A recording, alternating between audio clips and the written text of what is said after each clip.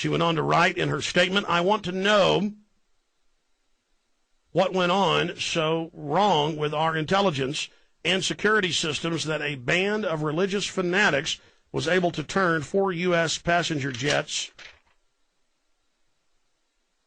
into an enemy force, attack our cities, and kill 3,000 civilians with terrifying ease.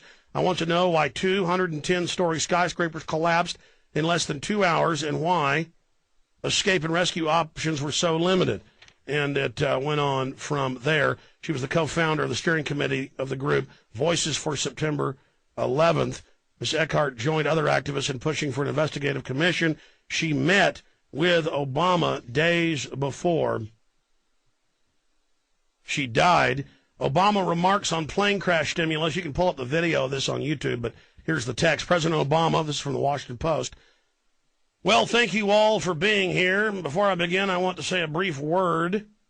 With the terrible tragedy that took place outside of Buffalo last night, our thoughts and prayers are with the families and friends who lost loved ones. And as always, our thanks goes out to the brave first responders who arrived immediately. It goes on. Tragic events such as these remind us of the fragility of our life and the value of the end of every single day.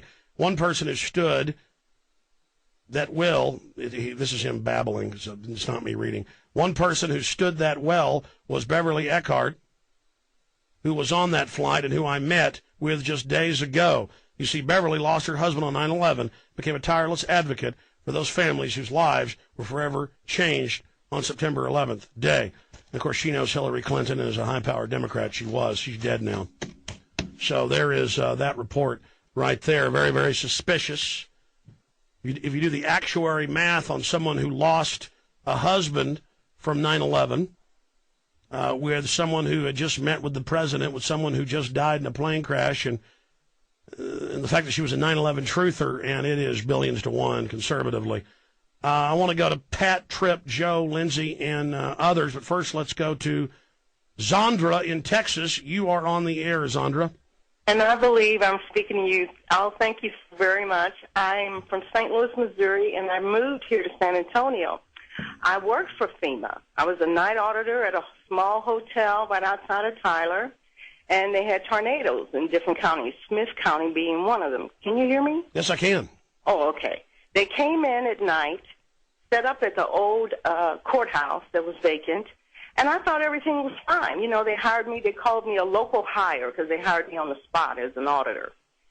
So I'm looking at all the 18-wheelers coming in with all the equipment and the desk and the chairs and the phone lines putting in. Okay, everything seemed perfect. And then at 5:01, when the day was over with, I'm looking at these same people who were so articulate during the day turn to, I guess, werewolves. I don't know another name, because at night they would party not in the hotel that I happen to be an auditor, but across the street at the Ramada Inn. Get on top of the pool table, raise their dresses up, have ma'am, just to be specific, so you were a contract worker for FEMA. When was this? This was, I guess, the early 90s. It's right outside of Tyler. It's called... we know a lot of government people like to party. A lot of folks, period, do that. Specifically, I'm not trying to poo-poo what you're saying, but... No. I mean, where's this story going? Just they're a bunch of wild heathen? Oh, okay. I just saw a lot of the equipment come up missing. Oh, well, I mean, there's billions and billions a year stolen by the Pentagon alone just in equipment. But the Pentagon, according to the Associated Press, has stolen $4 trillion out of the pension funds since 1998 until last year. They've had congressional hearings, and Homeland Security and others and the Department of Defense won't say where the money went. So, yes, there is massive fraud. That's what government is throughout history, and criminals gravitate into government positions of power to take advantage of that. But it's good to hear from you. I appreciate you calling. Let's talk to Lindsay in Idaho. Lindsay, you're on the air. Hello, Alex. How are you today? Good, sir. Interesting thing. You're always asking people that listen to you how to fight this thing with nonviolent uses. And I think that one of the best ways is logic and using their own words against them. And I refer to an article on your site today about trade a gun for a rose. I'm sure you're familiar with it. Yeah, I have it here right in front of me. Let me give people the headline.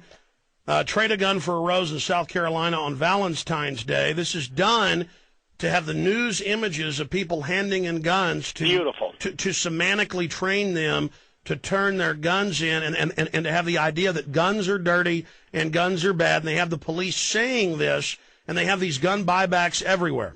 Now, here is my point, Alex.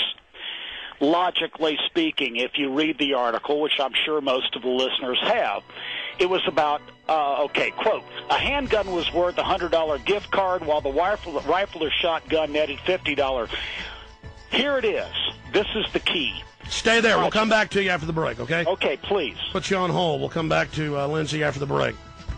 Yeah, they're getting you ready for gun confiscation. They're training the police that it's all kosher and acceptable. They want your guns. They want you to be their slave. It's that simple. They can't stand the fact you're free and independent. All right, we are back. Let's go back to Lindsay in Idaho.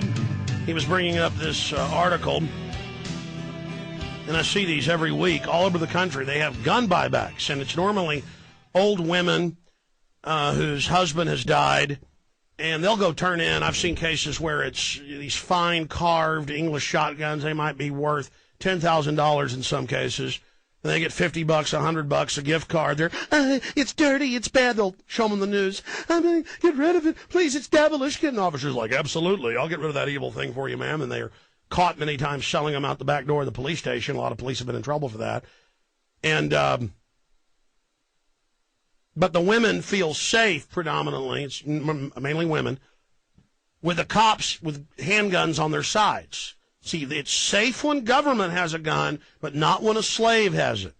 This is the domestication, the institutionalization of the population. They have billboards up all over the country for at least a decade that show a picture of a revolver pointed at you threateningly, and it says, report illegal guns. And then people looking at that think all guns are illegal. This is a perception battle when they're not. And it's been done by design, and it's the same thing here with these gun buybacks. The news image of people lined up turning guns in, and they say in the article, we're doing background checks and ballistics on all the guns, and we're going to come arrest you if anything illegal's been done with them. I mean, what idiot would go incriminate themselves and do this, to have themselves registered and turn it in? But look, don't worry, criminals in government. Record gun sales, record ammo sales. They're selling out of ammo and guns everywhere now. We are on to you, so you may have some idiots that'll come turn the guns into you as if there's something evil. But the public knows the truth. They know Hitler was for gun control. They know the first gun control laws in this nation were against black people. They know that criminal governments, as the founding fathers said, want your guns. But go ahead and make your point there, Lindsay. Okay, Alex, here's the logic in the rest of the article. As it said, one man turned in 6 handguns worth $600 in gift cards. Now, quickly, there was no amnesty for those turning in guns. The weapons were checked to see if they were stolen. And then I love this part. Names and addresses were jotted down. Makes it sound kind of, no big deal, jotted down. Here is my point. This guy that turns in 6 handguns in South Carolina, if you want to debunk Associated Press and whoever wrote this article and about all this guy ought to be on the front page news as the best American in the country. He turned in 6 handguns. Who is he? My point being, I think this is PSYOP. I don't think this person exists. Sir, in 1998, or was it not, the Texas legislature was in session. It made national news. We're in there, and they bring up these 2 young black men to say, we're gangbangers, we're dangerous, you need to ban the guns, or people. It was playing race card. Absolutely. Then we caught the guy who had brought them there, paying them off, and it came out in the Statesman. It was illegal. The legislature had to admit it, violated House ethics rules. The whole point is that was staged. And, yes, I guarantee you this was Handgun Control Incorporated. They've been caught at other events staging these because nobody's really showing up in mass. All I'm saying, Alex, is simply this. If anybody was to write in to South Carolina newspaper, AP, I don't care, and say, this guy is great, we need his name, we want to put him on the front page, I would be willing to bet what's left of my money that he doesn't exist. Absolutely. There's no doubt.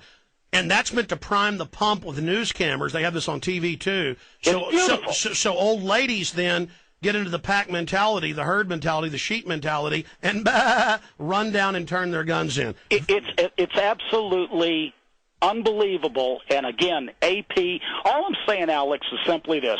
If people would read what is even given to them by the AP and then dissect it and then logically say, okay, let's go at it this way, that is a good way to fight the disinformation that's coming down in this day and time. No, I agree. There was a big professor up at the University of Chicago about 6 years ago who wrote a big book saying the colonies were anti-gun, 5% of people owned rifles, it wasn't a pro-gun culture, the war wasn't started over guns.